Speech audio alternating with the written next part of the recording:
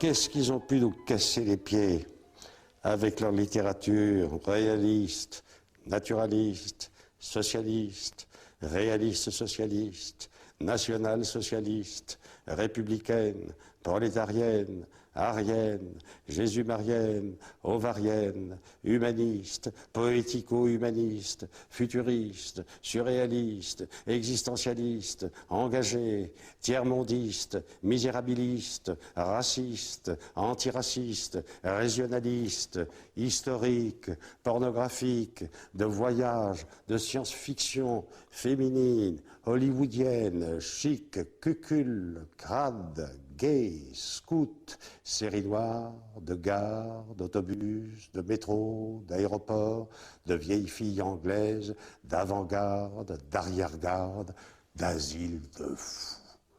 Toujours le social, le contrat social, le sens social, l'avenir social, la souffrance sociale, le spectacle social. Cette croyance à la société est quand même la plus étrange qui ait jamais existé. Il reste quoi comme littérature une fois qu'on a déchiré violemment tous les livres qui relèvent des catégories ci-dessus mentionnées? Il reste quoi et qui? Eh bien celle-là, celle qui s'exprime là. Dans ce livre? Oui. Il faut bien déchirer un peu pour recomposer quelque chose.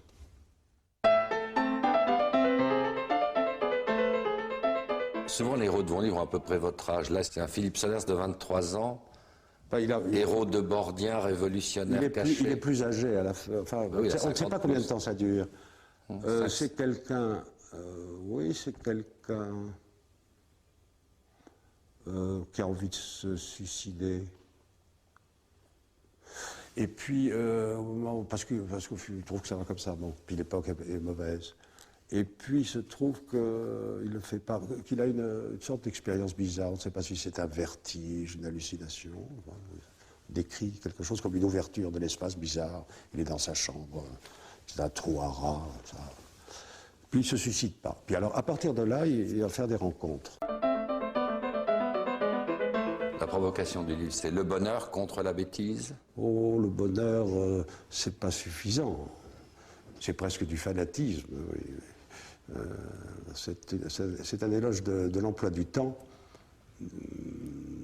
par rapport à la jouissance la plus vérifiable. C'est un livre sur la jouissance, c'est pas tellement sur le plaisir ou le bonheur. Oui. Le bonheur, c'est un mot qui revient quand même assez souvent. Oui, le bonheur fait partie des conséquences de ce que l'on peut apprendre lorsqu'on a réellement joui. Ce roman, Passion fixe, c'est un livre qui se veut quand même très ample et très ambitieux. On doit s'en servir comme du yiking. C'est un livre de raison. C'est peut-être, oui, ça peut être un traité de savoir-vivre à l'usage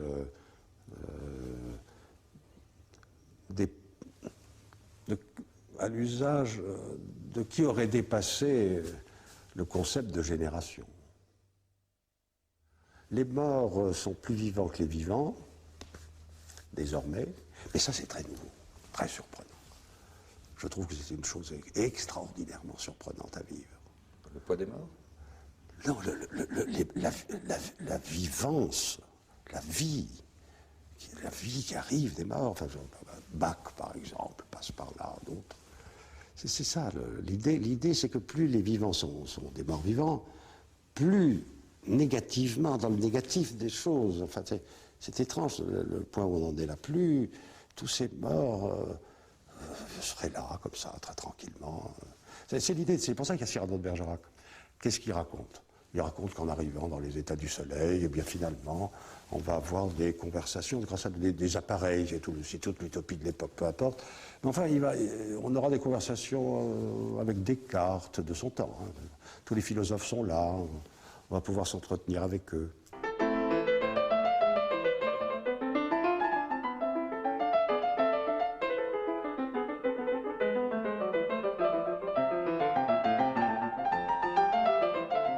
Un drôle de type, celui-là, très mal vu par la base extrémiste. Mais non, disait François, il est très subtil, très utile, il connaît des tas de choses, foutez-lui la paix. Il avait donc ses privilèges, l'écrivain. On passait sur ses succès précoces, son côté 18ébiste, sa désinvolture, son libertinage affiché. En réalité, quelqu'un de très discret, de très sûr, répétait François, sans convaincre personne. Un bourgeois. Et alors? Il écoutait les discussions, l'écrivain. Il devait prendre des notes. Tout cela est apparu ensuite dans ses livres de façon plus ou moins transposée.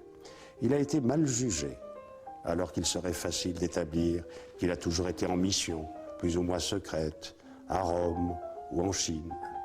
À François, la gloire de l'authenticité acquise dans la clandestinité rigoureuse. À l'écrivain visible, soi-disant superficiel et changeant, la réputation trafiquée. Chacun ses contradictions, ses masques. D'ailleurs, on n'est pas pressé d'avoir raison. On a tout le temps.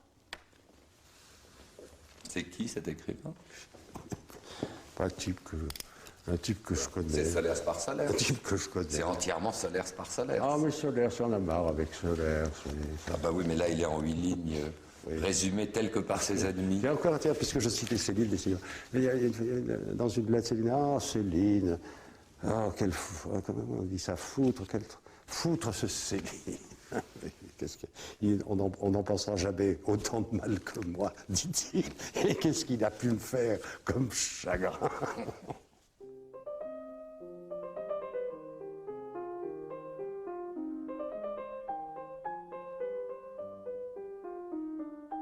Il y a une référence balzacienne, cette espèce de groupe de gens qui vivent avec un regard et une distance par rapport à l'ordinaire du monde et des autres.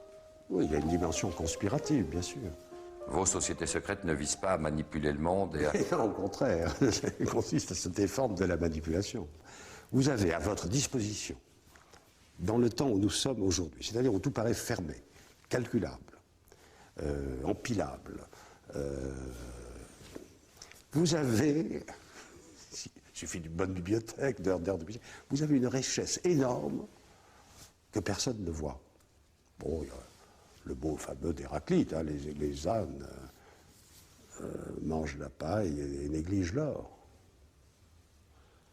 On est dans l'organisation d'une société d'une société humaine qui n'aura pas, ou qui dira qu'elle n'a pas besoin de penser. Le calcul suffit. Le calcul, c'est pas de la pensée, c'est pas de la méditation. Donc, à la limite, il suffirait de penser. Et tout va bien sur le champ. Alors c'est probablement la même chose que d'atteindre ce qu'on appelle une jouissance maximale. C'est donc une richesse qui n'a pas besoin du tout d'être extraordinairement matérialisable. Elle est spirituellement immédiate. C'est aussi simple que de savoir jouer un peu du piano. Enfin, on peut le faire plus ou moins bien. Bon, après tout, si vous me dites, alors c'est ouvert à qui, la musique? Ben, tout le monde. Évidemment, je ne vous dis pas que tout le monde va devenir virtuose, enfin, ou très célèbre. Mais enfin, de plus en plus, de personnes, d'individus peuvent faire un chemin avec les mots, un chemin avec les notes, un chemin avec la couleur. C'est ouvert absolument à tout le monde. Bien entendu, il faut persévérer.